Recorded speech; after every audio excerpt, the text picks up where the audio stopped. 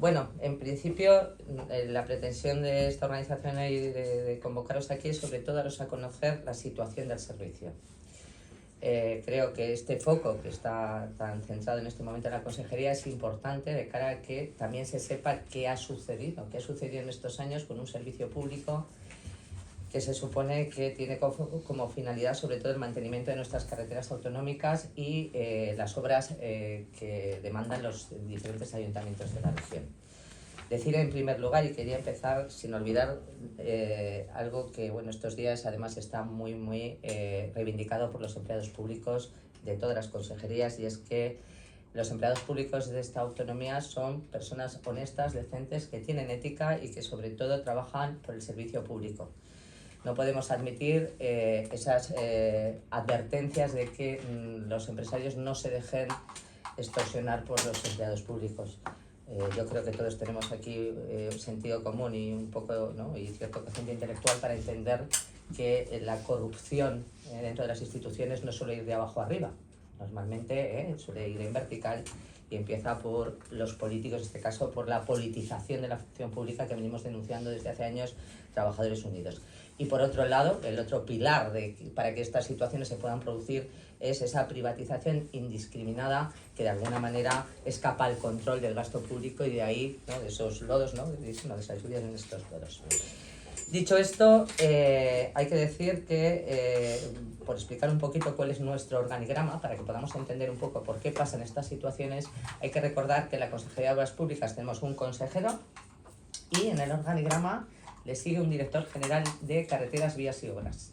A ese director general de Carreteras, Vías y Obras, se crearon las subdirecciones que también hemos denunciado durante tiempo en Trabajadores Unidos, que realmente no tienen una finalidad de servicio público y que estamos viendo que sirven sobre todo para validar actuaciones políticas y sobre todo actuaciones administrativas que escapan bastante del control y de la ética administrativa que debiéramos cumplir los empleados públicos. Y de ahí, como decimos, sobre todo las subdirecciones están sirviendo para afirmar lo infirmable en muchos casos.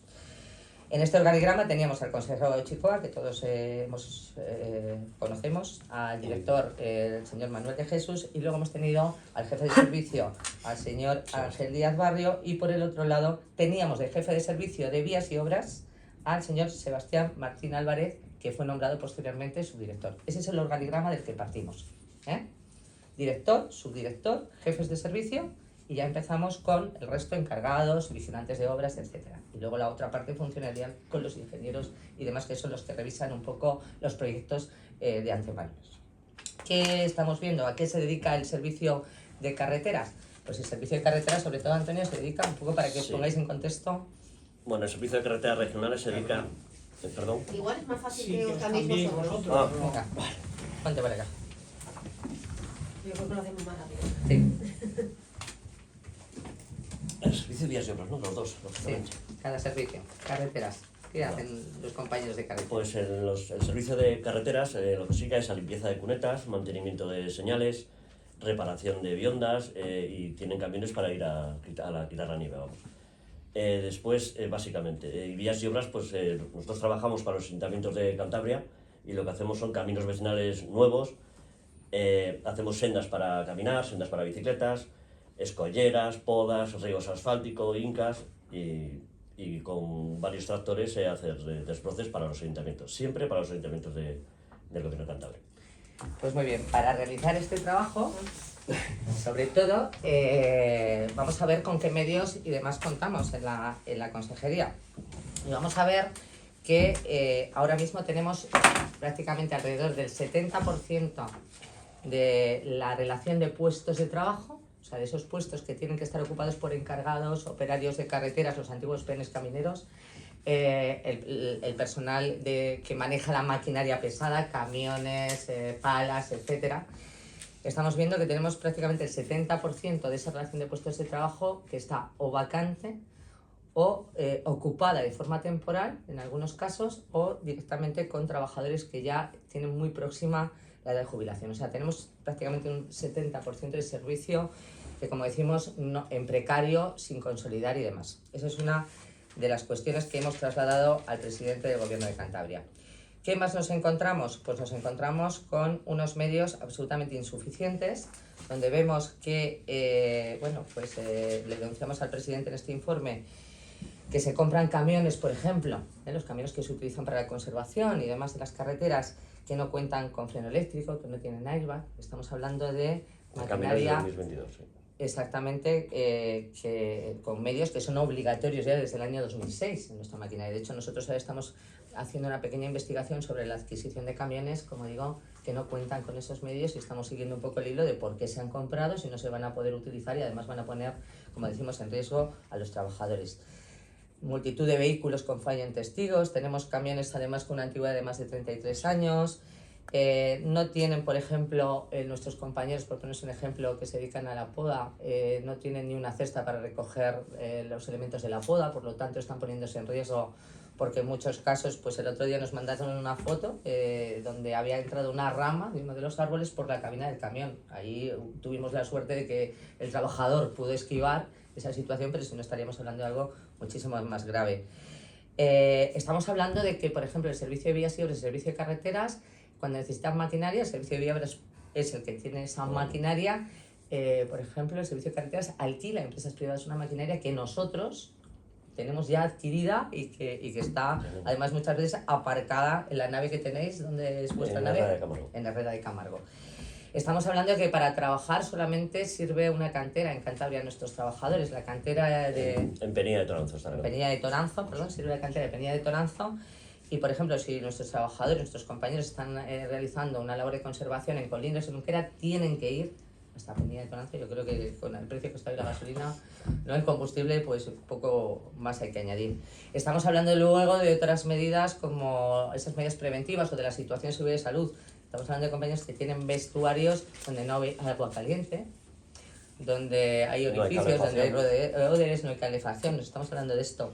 Estamos hablando además que no se ha nombrado nunca un recurso preventivo. Imaginaos, de las obras que estamos hablando, de los trabajos que estamos hablando, y sin nadie que vigile las maniobras y demás que están haciendo esos trabajadores. O sea, hay un riesgo constante, ¿no?, en este caso, sobre la seguridad de cada uno. Sí, sí. A esto añadimos una plantilla con una edad elevada y que no se cubren bajas, como os digo, muchas de más de un año y demás.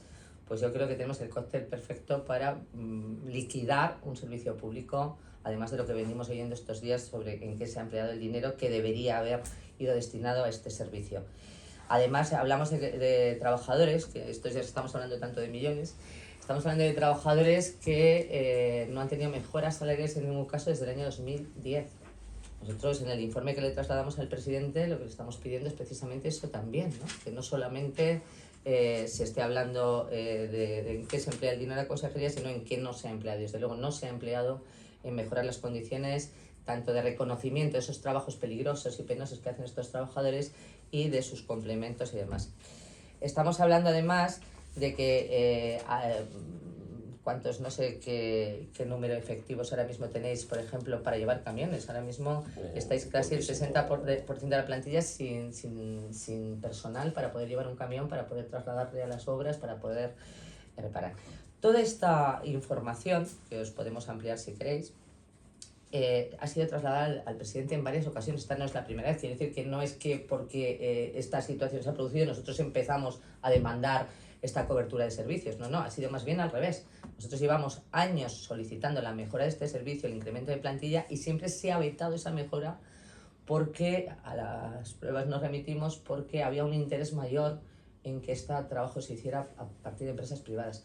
Nunca nos demostraron que fuera porque es más económico, porque yo creo que eso es otra de los mantras, ¿no?, que se escuchan, es que es mejor contratar empresas privadas porque son más rápidas, es más económico todo, el empleado público es caro, pide derechos, Bueno, pues en este caso estamos hablando de que en seguridad y salud podemos hablar de que estamos incluso mucho peor que otras empresas que incluso se han investigado. Estamos hablando de que en salarios para nada se manejan las cifras, incluso se manejan empresas privadas, y estamos hablando que de medios humanos y materiales pues hay una carencia importante. Por lo tanto, nosotros siempre le llamamos a esto la crónica de la liquidación de un servicio con premeditación, alevosía y anunciada. Desde luego, la Dirección General de Carreteras, Vías y Obras, en lo que a empleados públicos se refiere, en la que medios no está para ninguna fiesta. estamos sobre todo en una situación crítica. Hemos acudido al presidente del gobierno, que de momento pues, no parece tener tiempo para analizar estas cuestiones y para dar una respuesta ante no tener otro titular que acudir, porque como veis en la consejería transitoriamente se ha vuelto a dotar de alguien que pueda gestionar hasta las elecciones, pero no contamos con un titular con poder de decisión y con autoridad para poner estas cifras encima de la mesa y decirnos qué se piensa hacer. ¿Qué hemos pedido al presidente? Pues en principio y sobre todo empezar por poner encima de la mesa lo que piensa cubrir, qué va a hacer con este servicio y si va a cubrir todas estas carencias. Hemos pedido más personal, que se dote de las listas de sustituciones del Gobierno de Cantabria, de las hay, de todo el personal que se necesita en este momento, que se cubran todas las bajas de trabajadores, que algunos llevan, como decimos, hasta año y medio sin cubrirse, que se revise toda esa maquinaria que ahora mismo está aparcadas en las naves de nuestros centros de trabajo, que se intente recuperar la mayor cantidad posible todo ese dinero invertido en estos medios y que han demostrado ser absolutamente obsoletos o inutilizables, que se recupere todo ese dinero que se ha fugado del canal público y que vuelva al servicio para el beneficio de los ciudadanos. Y desde luego le hemos pedido que cuanto antes se ponga a trabajar. Tenemos que recordar que tenemos en Cantabria, tenemos 4 parques de carreteras, para que también tengáis ese dato. Tenemos el Parque de Santander, donde tenemos 3 cuadrillas en Santander, en Celaya y en Vargas, un poco para que ubiquéis dónde están nuestros compañeros.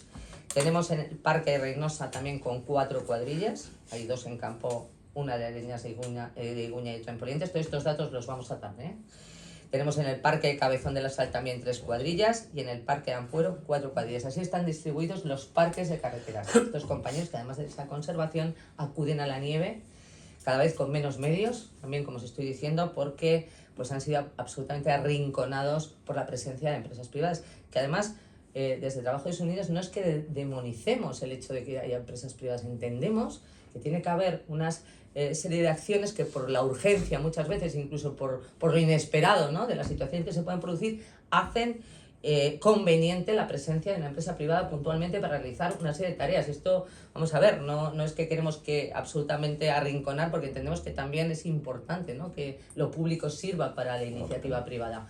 Pero desde luego, cuando tenemos los medios, cuando tenemos a los efectivos, cuando los estamos pagando los ciudadanos, lo mínimo que se puede exigir a un gobierno es que los utilice con esa eficacia y eficiencia que desde luego las leyes obligan a todos los servidores públicos. Es un poco el papel que desde Trabajadores Unidos queremos hacer en este momento y en una situación en la que se está hablando tanto vamos a decir, de corrupción y tampoco, ¿no?, de revertir esa situación y de hablar de lo práctico, ¿no?, más allá de las imputaciones y de las cuestiones judiciales que se dirimirán donde se tengan que dirimir.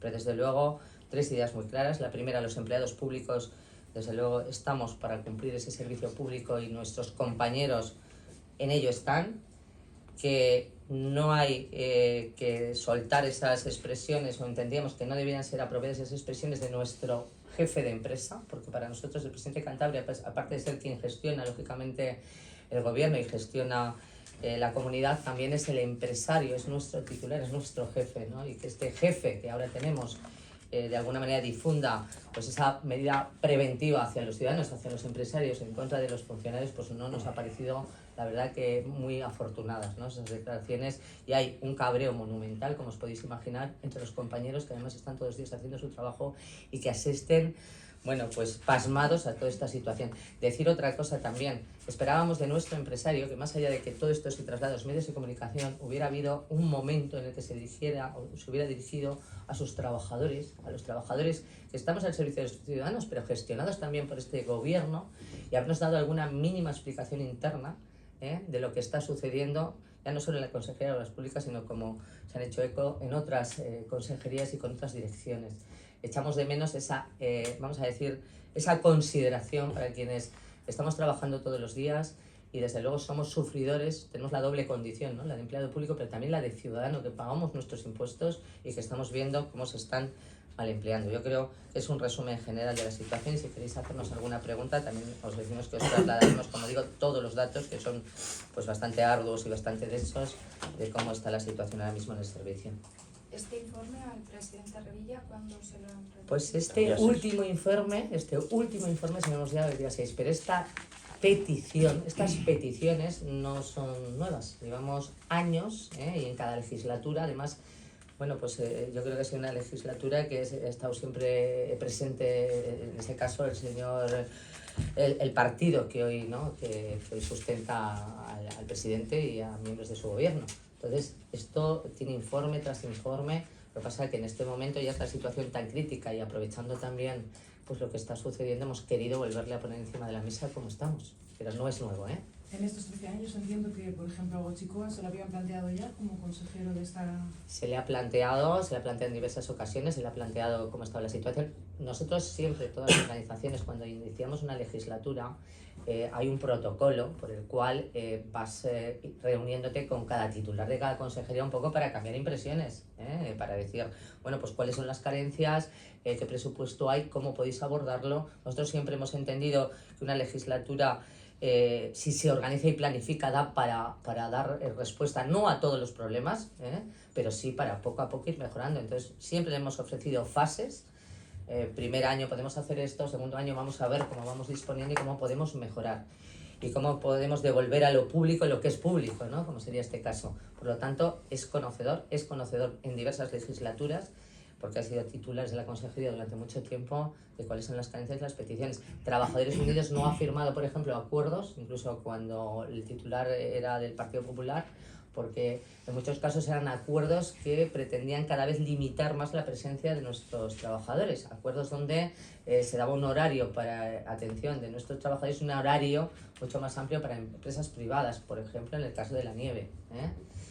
O sea, estamos resistiendo, intentando mantenerlo público, pero porque creemos en ello. Esto no es una guerra, es porque creemos que efectivamente, bueno, de los pueblos nos remitimos, al menos está controlado, ¿no? ¿Cuál fue la respuesta de los consejeros de Siempre Gotzikoa o del anterior? la respuesta de todos los consejeros es que estaban trabajando en ello, que su interés es mejorar el servicio público, que efectivamente iban a ir dando respuesta a nuestras peticiones. Bueno, ¿qué os voy a contar? Nunca nos han dicho no. Nunca nos han dicho no. Pero se suele decir, creo que las acciones, ¿no?, y no buenas razones, perdón. En esa tendencia a la privatización me gustaría saber si algunas de las obras realizadas por las empresas investigadas podían haber sido realizadas desde lo público. No sé si os consta. Casi todas, el 80%. Tenemos vehículos y maquinarias para hacerlo, igual. Estamos haciendo lo mismo. Si os dais cuenta que estamos haciendo lo mismo, lo que pasa es que se le está dando mayor protagonismo a la presencia privada. No es que estén haciendo cosas diferentes. Vamos a ver, el mantenimiento, en este caso, la limpieza de cunetas. El mantenimiento, como decía el compañero... Todo, obra nueva, todo, incas, escolleras, todo podemos hacer. Para eso tenemos la Cuando máquina. hablamos de incas, pues yo un poco por el argot, un poco de la... Es clavar raíles de trenes para que aguantara el terreno, que no se ceda y ni se caiga. Por ejemplo, escolleras. Pero, por ejemplo, a ver, hace poco una máquina quitanieves de carreteras se quedó averiada. Nosotros tenemos góndolas para transportar maquinaria. Pues no. Llaman a una empresa privada para que la llevase. Por ejemplo, esa una. ¿Y todos estos funcionarios están parados cuando se contrata a la empresa privada para hacer ese trabajo o se derivan a otros trabajos? En el tema de la nieve trabajan ellos cuando nosotros acabamos, el horario nuestro, y nosotros estamos haciendo obras por todos los ayuntamientos. De hecho, el 80% de los ayuntamientos nos felicitan con cartas de los trabajos que hacemos. O sea, estamos bien mirados en los ayuntamientos. Lo que pasa es que con la plantilla que tenemos, imaginaos, si tuviéramos la plantilla como tiene que estar, como está dotada y la relación de puestos de trabajo que tenemos, es que probablemente podríamos estar hablando de que todo o gran parte se podía realizar desde lo público. Sí, es que vamos, nos falta muchísima gente de cómo estábamos. ¿Cuántos trabajadores se necesitarían para llegar a esa situación? Pues mira, estamos comentando que tenemos un 70% de la plantilla ahora mismo, prácticamente, pues nosotros estamos hablando del pie de por lo menos, dependiendo de la categoría, es de 50, 60 trabajadores. Solamente para renovar, para renovar, estamos hablando de que tenemos, imaginaos, un 30% de la plantilla se nos va a jubilar, no tenemos relevo. Ni estamos hablando, ni se tira de bolsas de sustituciones, ni parece que hay ninguna decisión. Entonces, ¿de qué estamos hablando? De que relevando a todos los que se nos van a ir y dotando a todos los puestos que tenemos vacíos, por lo menos estamos hablando de 70 efectivos. Nosotros, que hemos planteado siempre, no podemos permitirnos quizás dotar ahora mismo de 70, pero hablábamos de fases. Vamos a empezar el primer año. Ahora mismo, ¿cuántos están trabajando? Ahora mismo habrá del pie de 130 trabajadores entre un servicio, otro, estamos hablando de encargados, estamos hablando de Sí, maquinaria hasta- pesada, o sea, de todas las categorías y de personal laboral. Exactamente. Unas 130 Sí, personas. 130 más esos 70, lo óptimo serían unos 200. para poder abordar todo. Y teniendo en cuenta, Antonio, el recorrido que llevas dentro de la consejería, aproximadamente se puede saber desde qué año aproximadamente se puede decir que se contratan servicios que la propia consejería puede hacer. De toda la vida. ¿Tú cuántos De años siempre. llevas? 36. Desde la vida, vamos, de hecho desde el 2015 que estaba Amazon ahora, esto ha pegado un cambio, o sea, ha bajado muchísimo. En tema de gente, nosotros de antes había más cuadrillas, ahora solo tenemos 2. No podemos hacer mucho más. Hay un descontrol total. Total, o sea, nos han dejado la mano de Dios. Por cierto, el gobierno como administración regional, supongo, no sé si la propia consejería tienen equipos de salud laboral y todo eso. Estos tampoco Sí. han dicho nada hasta la fecha de que no haya airbag, de que no haya no sé qué, de que no haya cesta para recoger el... Vamos todo a lo que ver. puede caer encima. Vamos a ver, la forma que trabaja el servicio de prevención, por un lado se proponen unas medidas, se hace una evaluación de la situación, se proponen unas medidas y luego es los técnicos y la propia consejería la que tiene que ir ejecutando. Las tenemos en cuenta que estamos hablando de 300 y pico centros de trabajo, de cantidad de situaciones, y el servicio de prevención van llegando donde van llegando y hacen el informe y dicen, bueno, es recomendable en este servicio hay que poner una cesta para la poda, o hay que arreglar los vestuarios, o hay que dotar de EPIs a estos trabajadores. Bien, hay una propuesta, la consejería tiene que evaluar esa propuesta e ir dando respuesta a esas medidas.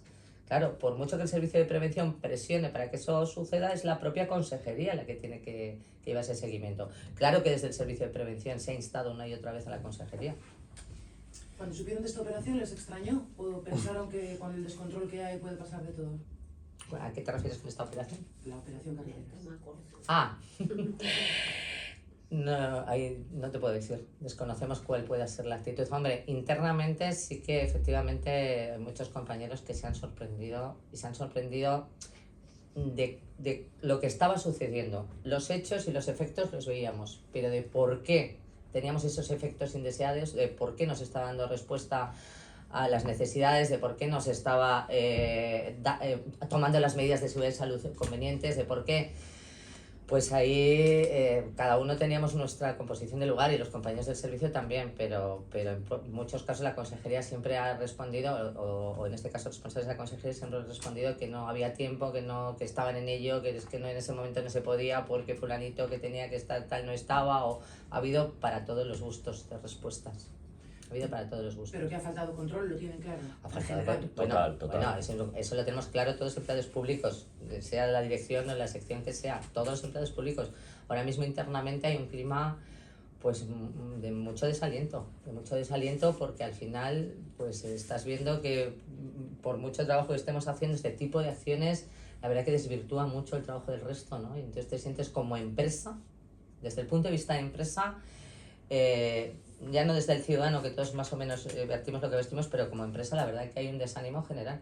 Porque dices, bueno, o sea, estás trabajando, estás metiendo horas, estás intentando que todo salga adelante para que escándalos de este tipo al final, pues si los funcionarios, empleados públicos, estamos tan mirados en algunos ámbitos, ¿no? De aquella manera que parece que no estamos trabajando y que no estamos haciendo lo que debemos, pues con estas noticias y luego con las apreciaciones que hacen quienes conocen desde dentro la empresa, pues imaginaos cuál es el clima. Bueno, encantados de la vida.